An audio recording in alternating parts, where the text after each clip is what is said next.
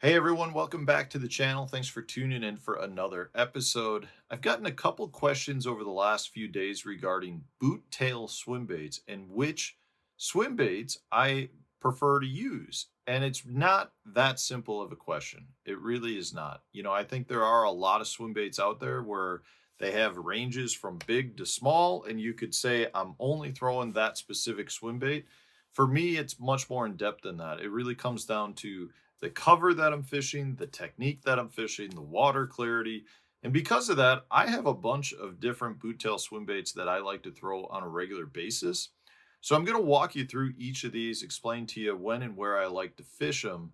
But just keep in mind, it really is more about the technique that I'm using, the style of cover that I'm fishing, and if you can apply that to your own fishing, I think you'll be able to utilize the swim baits that you have. But I don't think you're doing yourself any good if you're just fishing one swim bait for every technique. I think you're probably hurting yourself.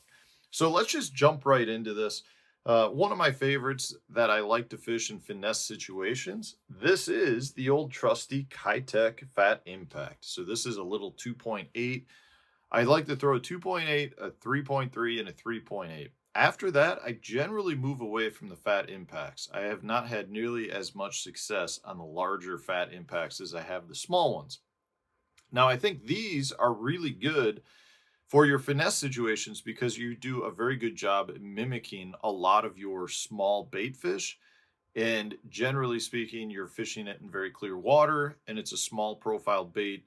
Fish just have a hard time refusing it. Works great. I don't think that surprises anybody.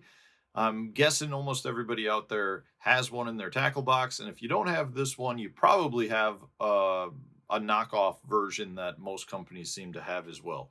I do think these are great.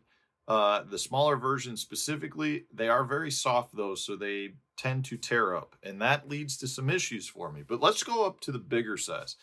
If I'm fishing open water, which is generally what I'm doing with the Fat Impact, the small ones, if I'm fishing open water, I'm generally going to go with some form of a hollow belly swim bait. I think these are much better for better quality fish, and they're much better when you get into the bigger sizes. So this is a Berkeley hollow belly. The other ones that I really like are the Bass Tricks. So this is a 7-inch size. This is a 5-inch size. They've got a different move to them. The hollow bellies tend to roll side to side more. I think that's much more important as you get bigger in size. I think you can get away with just tail kick, which is what you get out of a Kitech. You really get good tail kick. You get very, very little roll. Now, if you fish that on the core tackle tush, you'll get more roll with it than you would a traditional jig head. But if you're looking for a swim bait to roll side to side, actually side to side, your hollow bellies are great at doing that. Anytime I'm going bigger in size, I like to go with a bigger hollow belly versus a Kitech. I don't want big wide tail kick. That's one thing I don't like. If you go with a really large, say, Fat Impact, a 6.8, you don't get the roll. You get a really wide tail kick. I don't like that. I want a more streamlined bait that rolls side to side, and that's where the hollow bellies come in. Now, the problem again with the hollow bellies is they generally are pretty soft and they don't hold up to a lot of abuse. If I want to fish a bigger swim bait around heavy cover, something that I'm skipping up under docks, skipping under branches, and I'm really beating the bait up, that's where I do really like the coal shed. So this is the unrigged Berkeley coal shed. They have the rigged one as well, but I prefer the unrigged because I'm skipping it up under docks and it's just a truly weedless presentation. These things are very, very durable baits and they hold up great to the abuse that I'm putting them through in those situations. So if I'm looking to throw a better size swim bait around heavier cover, then I like to throw the coal shed. Now, if I'm looking to use a boot tail swim bait as a trailer, which I absolutely love to do on swim jigs, if I got one here somewhere, like this one. So this is a little 2-aught core tackle swim jig. I have two that I really like to throw. This is the little grass pig, the Berkeley grass pig, and then the other one that I like to throw is the Reaction Innovation Skinny Dipper.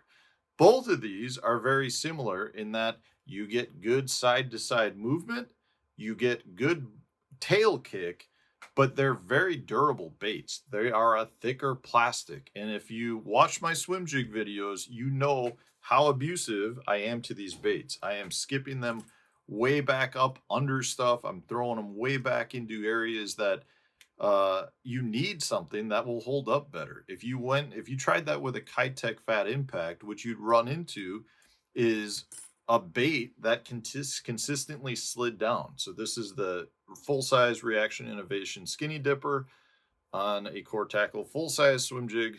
So those are the two boot tails that I like to use with my swim jigs or as trailers. Now, in these cases, they both look like they're roughly the same size, but I always cut the bait down if I'm throwing the full size one. I cut it off right at the bottom of the gill plate. So I definitely carry a bunch of boot tails from that standpoint. Now, another place that I love to throw a boot tail is on a drop shot. Now, a drop shot being a much more finesse presentation, I'm not looking for big tail kick. What I want is a tight tail kick. And in that case, that's when I go with a little Easy Shiner by Kitech. So much more streamlined, much more very natural looking bait, very tight wobbling tail kick. And I'll throw the smaller ones, the 3, 4, 5, or the 2, 3, 4 inch ones. They work great on a drop shot. But again, I'm not fishing it necessarily like I would a true swim bait where I'm pulling it and just have that bait doing its own thing with the tail. I'm really using it more just as a drop shot presentation where I'm shaking it and letting that little limber tail kick around. So that works great. If I'm throwing a wobble head, which is another way I love to throw a boot tail, there's a bunch of different baits I could be using on that. It could be a Power Swimmer by Berkeley, which is really good because, again, it's a very durable plastic. It could be a Fat Impact by Kitech if I'm looking for something to have more tail motion. Some of it depends on the water that I'm fishing. If I'm fishing a river that has good current flow, I actually prefer the Fat Impact because the tail kicks really good in that current and I don't have to move the bait. If I'm fishing through really heavy cover, brush piles, a lot of thick, heavy rock, then I like to go with the Power Swimmer because it's a much more durable plastic. Again, it's that power bait plastic and holds up really well. I think the takeaway for this video, though, for you should be to recognize how a single swim bait doesn't do all of the same things. There are a lot of different swim baits on the market, and if you can recognize how those baits run and how they can improve techniques and effectively fish cover, you're probably going to increase the number of bites that you get. So these are the ones that I've got in my boat. I keep a whole pile of all of these in my boat for the different circumstances that I run into, and they're all extremely productive for me. I'll put links for these in the video description. If you want to check them out yourself, let me know in the comments section. What are some of your go-to boot tail swim baits? Thanks for watching, guys. I appreciate all of the support. Stay tuned. We'll have a new video coming out tomorrow.